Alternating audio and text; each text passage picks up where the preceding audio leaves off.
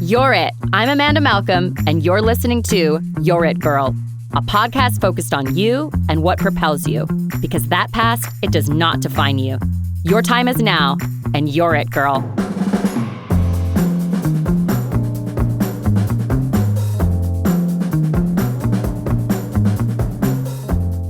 Hello, everybody, and welcome back to You're It, Girl. I'm your host, Amanda Malcolm. It has been a while since we have had an episode, actually the longest since we have launched. And I must admit that the reason behind that is because there has been a lot of negative self-talk going on up in here in my head. And I've been battling some major burnout, which has basically taken my passion completely hostage and depleted my energy.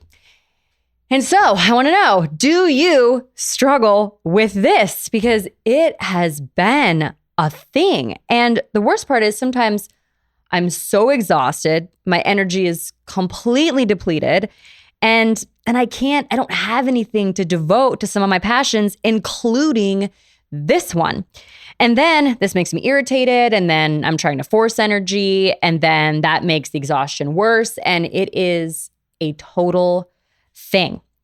And we're going to get into why this happens, the negative self-talk thing, and the, sometimes I'm losing my train of thought now too. So the negative sorry, you're bad. No, I was going to keep going, but you can cut it. It is a thing. And so we're going to get into why that's a thing, and then also why the negative self-talk thing is a thing. So I know a lot of you that obviously listen and watch these episodes, you know me, you see me on social media, and I exude often an excessive amount of confidence. That's just generally how I show up. I'm really just one of those sunshine kind of people. I like to make people feel comfortable. I like to put them at ease. I like to bring energy into a room. I just like making people feel good. And I just think also that's a better way of walking around the world. There's this is also a trauma thing, which I've been told, obviously, which I know. And some of you that are listening to this are probably thinking, okay, code red right now. She's literally people pleases her way through life. But as the love of my life says, these things are also superpowers. And there's something positive about bringing energy and positivity into a room and into the world.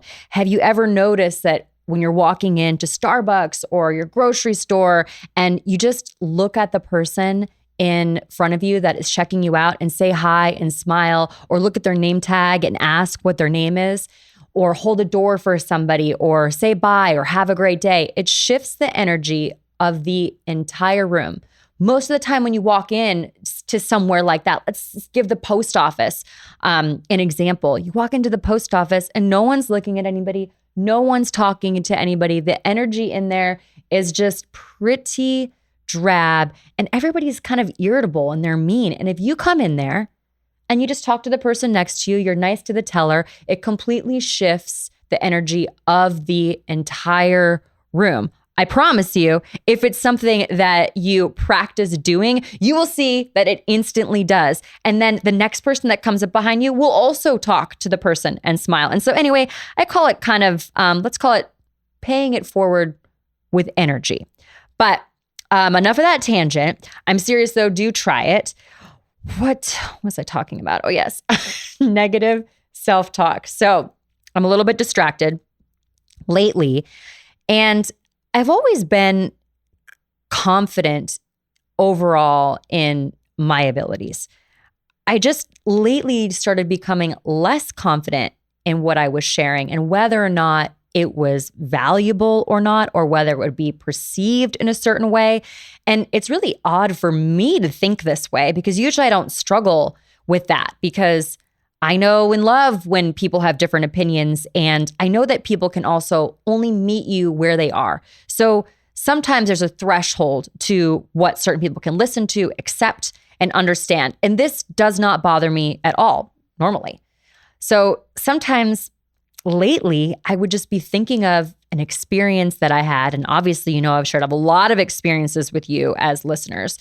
But I'd be thinking about an experience of something that happened and think this really isn't that big of a deal, or this is stupid. Everybody kind of goes through this. How can this actually be helpful to those that are listening? It's kind of silly, not really that important. And if I share this thing, also, how will it make me look? Because if you're extra out there, which you all know that I am a little bit extra, just as you receive positive feedback from people, that means that you also receive negative feedback sometimes as well, especially if your thoughts and feelings and your delivery or how you show up as yourself doesn't align with what other people think or how other people may expect you to show up. So I just got into this little funk where I just couldn't put thoughts into action and complete this writing to come on and talk about because I was in my own head. And normally I'm pretty good at carrying things out and executing. It's kind of my thing. It's a strong suit. I'm an executor. That's what I do in business and with the company that I'm with. But I just, for some reason, have been not able to do it lately. So usually I'm also able to shut down thoughts like this pretty quickly too. And I'm able to focus on the positive, but I was just stuck. And every time I thought more about it, then it just seemed I didn't have the energy to do it either. So whenever this thing happens to me, anything like this, I always just want to know why. I'm so fascinated by the psychology of our experiences and how they affect our body and our mind. I often examine my relationships with friends, family members, and I analyze these experiences and conversations so I can better understand why I act a certain way, say something a certain way, or maybe do certain things. And let me be clear that it's not overanalyzing the why of why something happened. It is the how. How did it make me feel? How did it affect me? How does it affect me going into my adulthood? And I only say this because lately I've been seeing a lot of memes out there on social media just about focusing too much on the why and how that takes away from the actual real core of the matter of what's causing this and how to overcome it, which is the most important part because that is the healing part. So let's talk about negative self-talk and burnout. First, self-talk. Here's the thing, and I'm going to admit this, and most people probably would not admit this, but I used to have exceptionally positive self-talk. I thought I was actually pretty great, had a pretty big ego. I thought I had overcome so many things and succeeded in so many ways. My parents, you've heard stories about them, especially my mom, but when I was young, my parents, they were really actually pretty encouraging to me. They always told me I was smart. I did very well in school. They always encouraged me to do better and said I was so smart. They always told me I was pretty. They always told me that I could do whatever I wanted to do. And this is unfortunately not the same for some of my siblings because I kind of consider myself one of the lucky ones under these circumstances because I have 7 other siblings, and some of those that are younger did not experience this same thing because my mom's alcoholism changed that. And so as I got older, they were all still pretty young. This changed, but this at the very beginning of my life, which is also something that I think about as a mom, how I try to encourage my daughter and tell her these things as well, because this sets kind of your core confidence foundation. And it was set pretty young. So I believed that I could do hard things.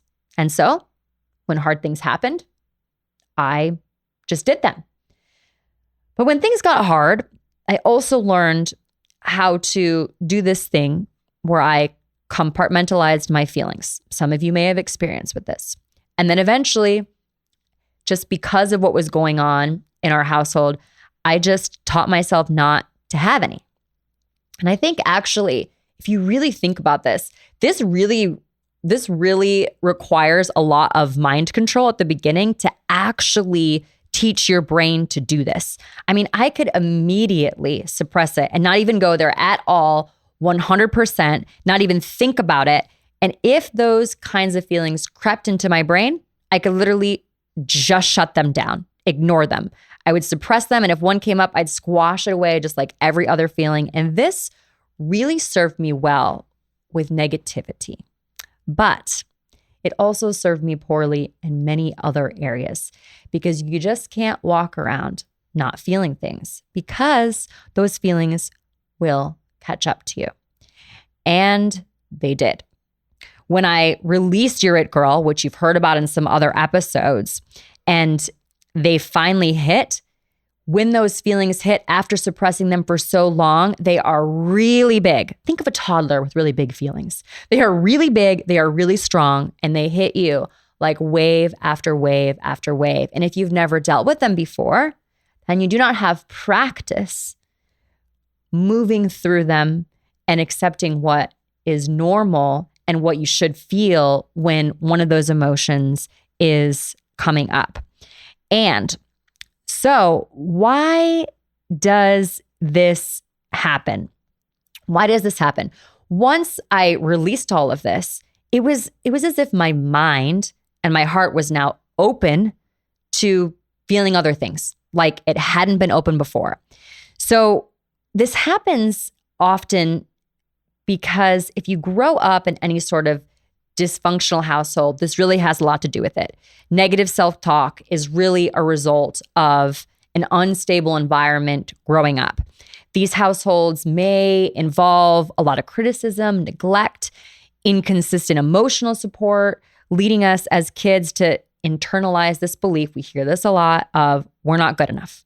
We may even believe that whatever's happening in the house maybe even our own responsibility or our own fault.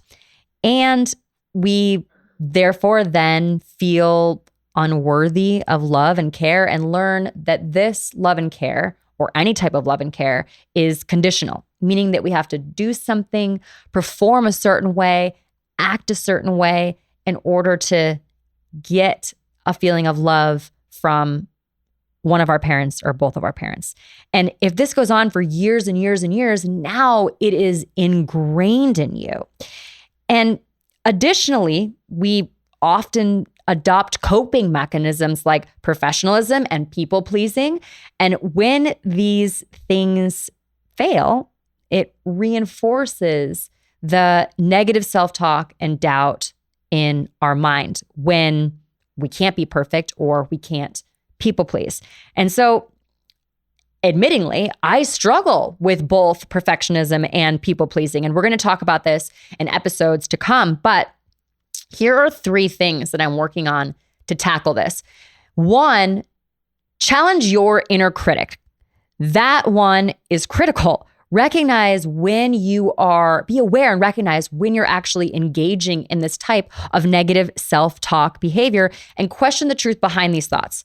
Where do they come from? Why am I thinking this way? And replace them with something that's just more loving towards yourself and from a more realistic perspective. Basically, immediately stop yourself and ask where it's coming from and transform it into something that is more positive. 2, practice self-grace.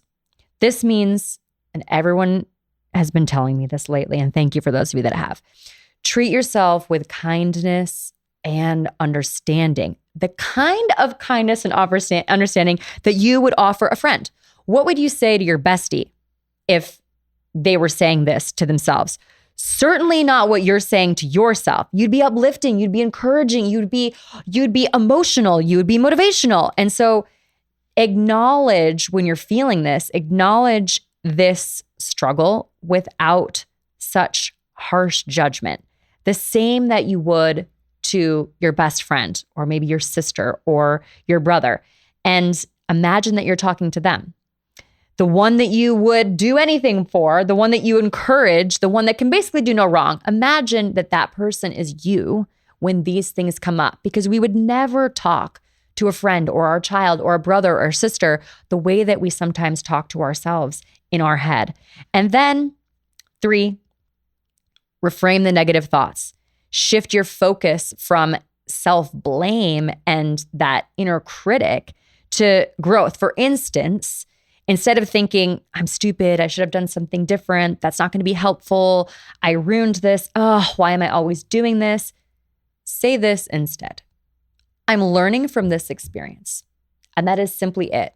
I'm learning from this experience. As soon as that thought creeps into your head, we turn it around, we look at ourselves as if we're speaking to a friend, and we say, I'm learning from this experience. Now, of course, affirmations are also helpful. I've started to read those every day. Instagram, once you really get into it, Instagram, the algorithm, like it really gets your number. You know what I mean? So it'll start firing stuff off to you, which is really quite helpful. I mean, I know some people don't like it and they think it's privacy and all, but I think very helpful. I appreciate it giving me that free information. And so here are 3 affirmations that I really love. 1, I have faith. And when you do this, you should say it like out loud in the car. I have them on reminders now on my phone. So then they come in and then I can actually read them out loud wherever I am. So I have faith in the future and myself. I am fierce, fabulous, and completely unstoppable. Nothing and no one will dim my light. 2, I'm the author of my story. And I am writing a bestseller filled with passion, purpose, and possibility. That's my motto. So I like to use that one. So you can insert whatever you want there. And then 3, I don't chase. Whether it's dreams, success, or love. I attract what's meant for me because I'm a magnet for greatness in mind, body, and spirit. And you can say this as loud as you want. Sometimes lately, I've just been rolling down my window and putting on the music and just saying it. The people around me probably think I'm completely insane, but whatever, it's refreshing and empowering, and it feels, quite frankly, freaking good. And it's super helpful, like I said, to put this reminder on your phone or post them on the mirror in your bathroom. A lot of people do that when they're getting ready in the morning. I actually have a vision board on the vanity in my bathroom that I look at every day. I created it over a year ago when I was actually going through kind of a pretty dark time. There's 2 sides to it. One was me being thankful for finally being able to feel. And then the other side is what I want for my future. So sometimes I just flip it over, but it always makes me feel good to have that right there. It's probably the size of a small poster board that I did both sides. Just cut pictures out and photos, made a whole collage. And then there's also quotes on there too. So that is also very helpful. And also, you can also do that as art therapy. Also super helpful. Now, Instagram also keeps dishing out some meme burnouts as well. I am not really finding this to be that helpful for me yet, quite frankly. This is something that I think is going to take me a little while to work on. But what I'm learning from what's coming my way and what I've been working on with my life coach a little bit is that burnout is really it's a chronic stress response. And it happens when trauma is trapped in the body or it's dormant in the body and then it's triggered. And this keeps the body in a constant state of fight or flight, therefore draining your energy and emotional resilience. And that is why it is difficult sometimes to follow through on your tasks or bounce back from something that happens because you're draining your energy and your emotional resilience. And all of this causes emotional overload and quite simply just exhaustion because of all the emotions you're consistently and constantly feeling. And then because you don't have energy, you avoid things, you procrastinate. And then to find a way to cope, sometimes you might use an unhealthy way to cope, which only intensifies stress and anxiety that you're feeling and then makes you feel increasingly burned out. For example, some negative things that you might do to cope, doom scrolling. There's a lot of that going on. You see a lot of memes on that on social media right now, binge watching shows, especially those crime shows, shopping, and then worse ones like using drugs or alcohol or food to numb difficult emotions. And this is just going to further cause us to delay tasks and avoid stress or anxiety.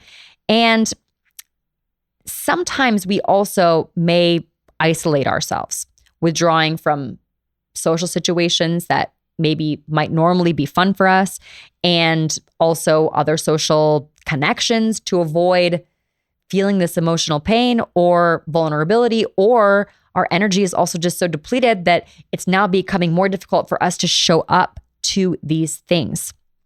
Another one is overworking, keeping busy to avoid dealing with unresolved feelings. Emotional detachment is another one where we're numbing or suppressing our emotions to avoid feeling overwhelmed. And although all of these behaviors are temporarily relieving the stress that we feel, they are only going to worsen our long-term mental and emotional health, unfortunately, because this takes your attention and energy away from the things that you've procrastinated.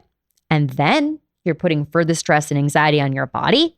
And now you need to catch up on these tasks because we all have lives and we're all parents or we're friends or in relationships. We have jobs. And so when you procrastinate on these things and you leave them be, the list stacks up. And now this is going to take more energy that you don't have to complete them. And you're so disconnected from yourself. Then you don't put attention on these things. And then again, that takes energy. And this just diminishes your motivation and focus because disconnecting from yourself and what you actually need to focus on is going to make this all go down into a downward spiral. And round we go into this downward spiral of lack of motivation, lack of focus, distraction, depleted energy, and all of the things that make you feel burnt out. And round we go into a downward spiral of lack of motivation, lack of focus, distraction, depleted energy, and all of these things that make you feel burnout also cause negative thoughts about how you feel about yourself. And therefore, you say negative things about the situation and about yourself. And so both of these things relate together. So what can we do to begin to tackle this? Here is what I'm working on. Here are some of the things that I have researched and that I've talked about with my therapist and life coach. One, and this is the most important, is reconnecting with your body and your emotions. Because trauma that we've experienced often leaves us disconnected from our bodies, making it harder to recognize burnout. And so we need to get ourselves back into a space where we actually are able to be mindful about this. Yoga is helpful. Yoga is something that I do 4 days a week, sometimes more. Breath work is helpful just to get back in tune with your body, getting yourself into a relaxing, meditative state so you can be aware of these thoughts and of these experiences in your body. And by doing this, we can then identify and recognize what these emotions are, what these physical signs of stress are, and then we can become more self-aware and listen to what our body is telling us. So that way we can tackle those things and emotions and feelings as they come rather than suppress them. The other one, this might be hard for a lot of you, but set clear boundaries and prioritize rest. Now, I know as workaholics and as moms or even dads, sometimes this may seem like you are sacrificing other people for yourself and being selfish and all of those things, but this is very, very important because many of us, especially if we've been impacted by some sort of trauma, we struggle with this people-pleasing thing and overextending ourselves. And so we have to practice the importance of saying no and setting boundaries that protect our energy. Our society we don't really look at rest like other societies do. We look at rest as a luxury, and rest is actually a necessity. So you need to take guilt-free breaks, whether that's through a quick power nap, maybe scheduling some downtime, maybe that's going for a run, maybe it's reading, maybe it's just 20 minutes alone in the morning, getting ready and reading your affirmations or reading the news in the morning, whatever it is where you get your 20 minutes to yourself, it's extremely important. And when we take these breaks and we schedule this, or we, let's say, for example, engage in some creative restorative activities that maybe reignite our passions. I've never really been one to engage in art, but lately I have been. And this is something I'm going to start because I remember when I was going through, and I mentioned this earlier in the podcast episode, but I remember when I was going through that time period of depression and I had created that vision board that I talked about. And when I was creating the vision board, usually art just kind of takes a while to get the supplies and the things. I'm kind of a perfectionist, meticulous person. So I don't have these things all around my house. So I have to gather art supplies.